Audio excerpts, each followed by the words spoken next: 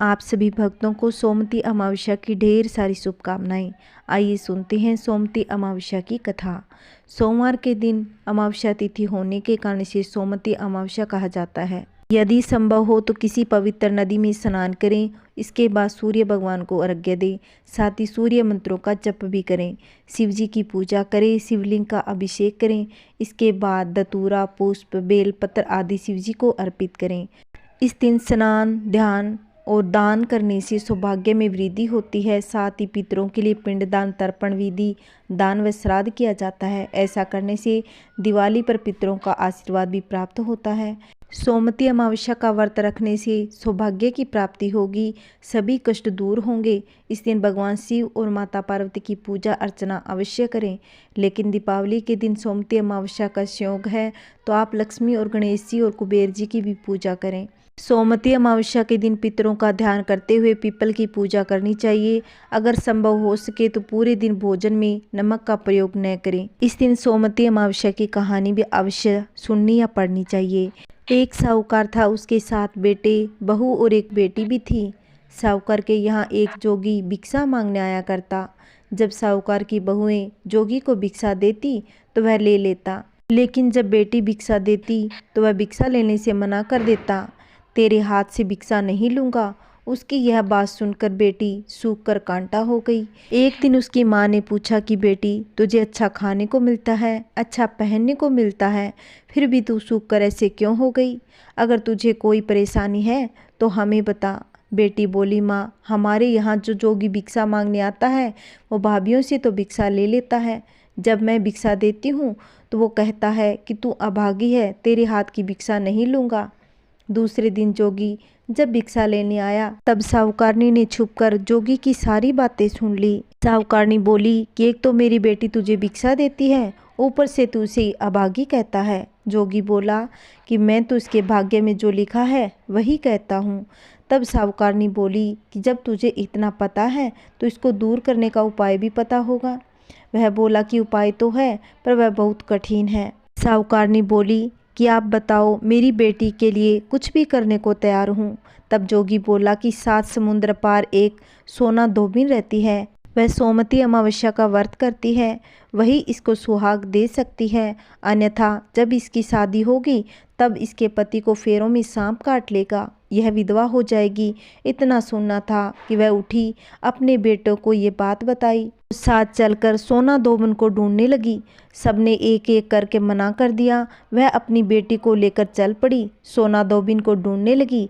चलते चलते वे समुद्र के किनारे तक आ पहुंची और सोचने लगी, अब आगे कैसे चलें, इतना विशाल समुद्र कैसे पार करें।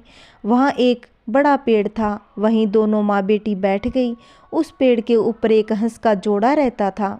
नीचे पेड़ की जड़ में एक सांप रहता था। जब हंस का जोड़ा दाना चुगने जाता तो सांप हंस के बच्चों को खा जाता था। हंस उसे देख नहीं पाता था। उस दिन भी सांप हंस के बच्चों को खाने के लिए पेड़ पर चढ़ रहा था। हंस के बच्चों की आवाज़ सुनकर माँ बेटी ने देखा कि सांप हंस के बच्चों को खाने जा रहा है तो उन्होंने सांप को मार दिया। शाम को जब हंस का जोड़ा आया तो उन्होंने माँ बेटी को वहाँ बैठा देखा तो उसने सोचा कि इन्होंने ही मेरे बच्चों को मारा होगा।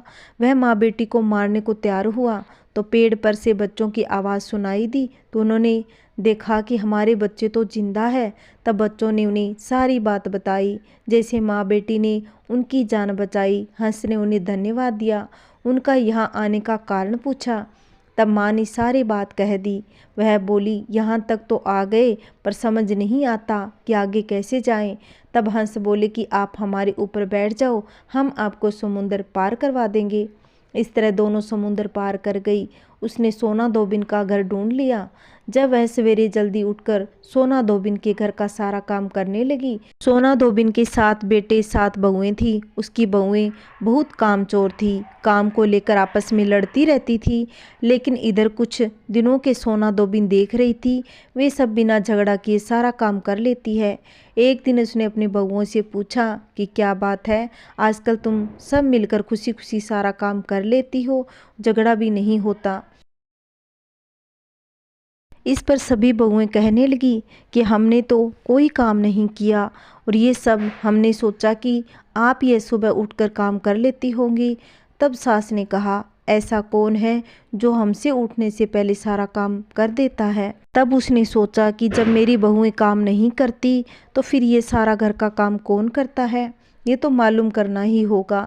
दूसरे दिन सुबह जल्दी उठी, उसने देखा कि एक औरत एक लड़की घर का सारा काम करके वापस जा ही रही थी। तो उसने उन दोनों को रोका और पूछा कि तुम कौन हो, मेरे घर का काम क्यों करती हो। तब साहूकारनी ने बताया कि ये मेरी लड़की है, लेकिन इसके भाग्य में सुहाग नहीं। तुम सोमवती अमावस्या का व्रत व पूजा करती हो, तुम ही मेरी बेटी को सुहाग दे सकती हो, इसलिए हम तेरे घर का सारा काम करती हैं।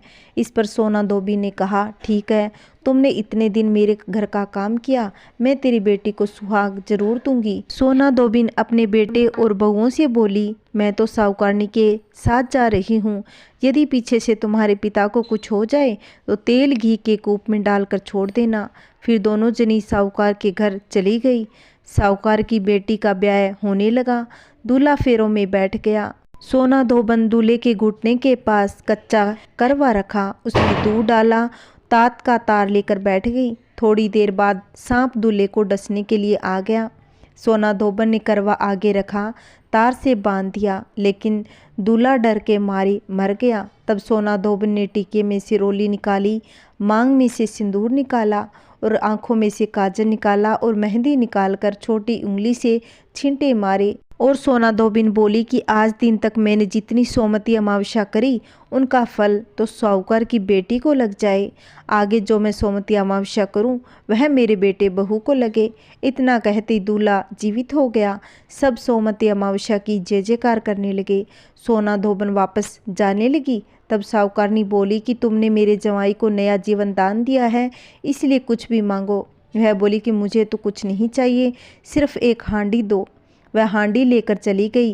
रास्ते में सोमवती अमावस्या आई तो हांडी का 108 परिक्रमा लगाकर पीपल के पेड़ के नीचे गाड़कर घर आ गई। घर आकर देखा कि उसका पति मरा हुआ तेल और घी के रूप में पड़ा है। तब वह टीका में से रोली निकाली, मांग में से सिंदूर निकाला और चिटली उंगली से छींटे दिए और बोली, मैंने जो रास्ते में सोमवती अमावस्या की उसका फल मेरे पति को लगे। इतना कहते ही उसका पति उठकर बैठ गया। घर का ज्योतिषी आया और बोला कि जजमान, सोमवती अमावस्या को मेरा क्या है, तो दक्षिणा दें। तब सोना धोबिन बोली कि मुझे तो रास्ते में सोमवती अमावस्या आ गई थी तो कुछ भी नहीं किया, जो कुछ भी किया वह सब पीपल के नीचे गाड़ दिया।